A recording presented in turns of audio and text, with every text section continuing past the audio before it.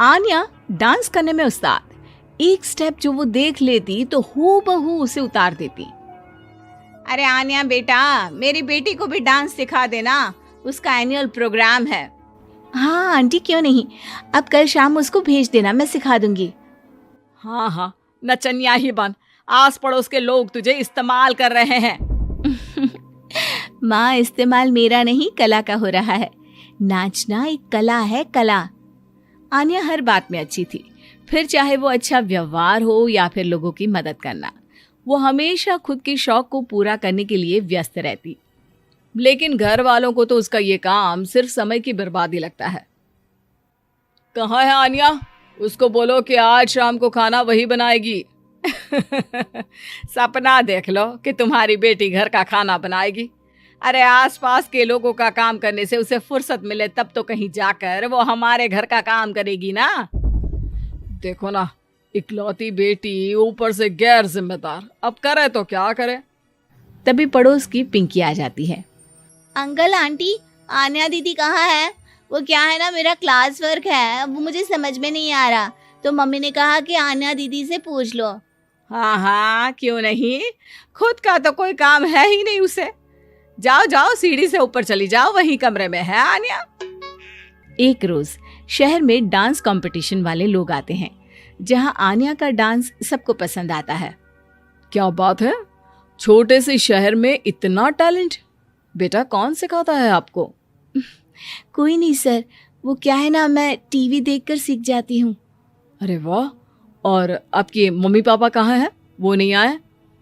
नहीं, वो लोग नहीं आए हैं। आन्या कंपटीशन जीत जाती है और घर में टीवी वाले आन्या का इंटरव्यू लेने आते हैं। अरे क्या है, कहाँ घुसे जा रहे हो, क्या हो गया? आप आन्या की माँ है ना? वो क्या है ना, आपकी बेटी ने डांस का कंपटीशन जीता है, हमारे शहर के लिए ये गर्व की बात है, तो हम लोग उनका इंटरव्यू लेने आए हैं। ओहो, बड़ा तीर मारा हो जैसे। अरे उसे आता ही क्या है डांस के सिवा, कुछ और करती तो शायद गर्व होता। तभी वहां आन्या आ जाती है और पत्रकारों को इंटरव्यू देती है। उसी रोज पिता के ऑफिस में। देखो तो आजकल के बच्चे कितने स्मार्ट हैं, धन्य है ऐसे बच्चों के माता पिता को। और किस्मत वाले होते हैं ऐसे माता पिता, वरना मेरी बेटी तो किसी काम की नहीं, सारा दिन बस नाच गाने में ही दिमाग लगाती रहती है। अरे वो बच्ची हमारे शहर की ही है, कितना नाम कमा रही है डांस में, हम तो उसकी बात कर रहे हैं। अच्छा, कोई डांस में भी नाम कमा सकता है?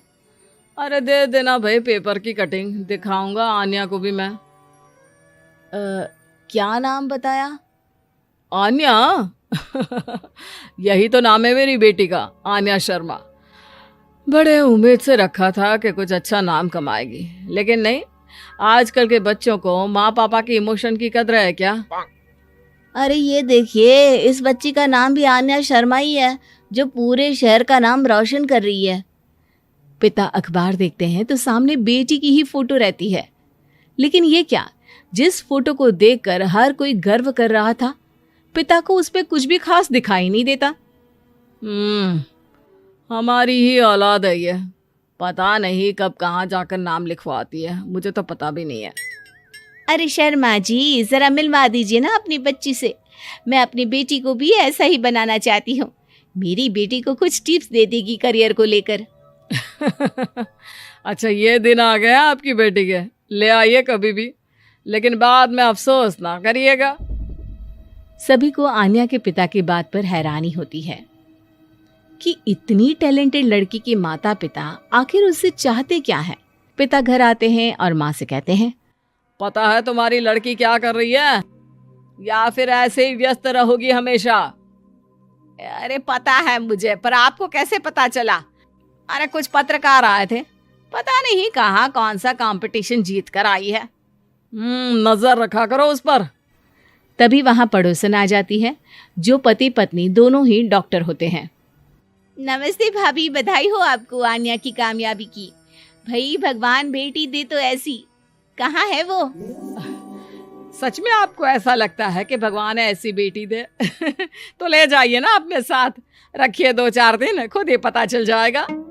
और नहीं तो क्या, सारा दिन करती क्या है, कहाँ रहती है, हमें तो कुछ पता नहीं होता।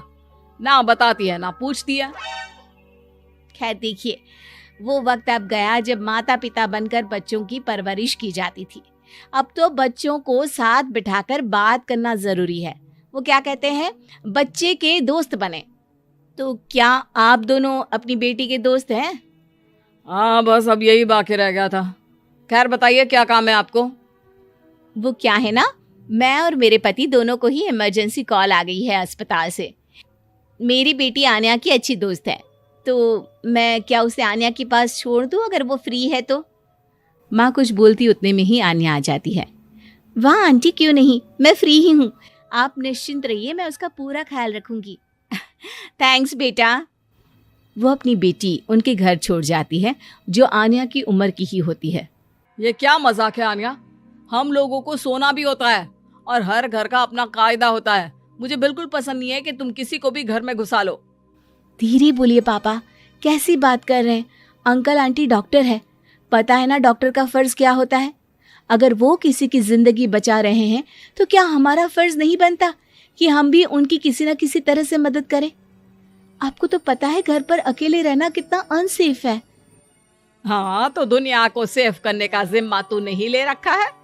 अरे बहुत महंगे अस्पताल के डॉक्टर हैं वो लोग, खूब पैसा मिलता होगा, लेकिन ये नहीं कि मेड रख ले।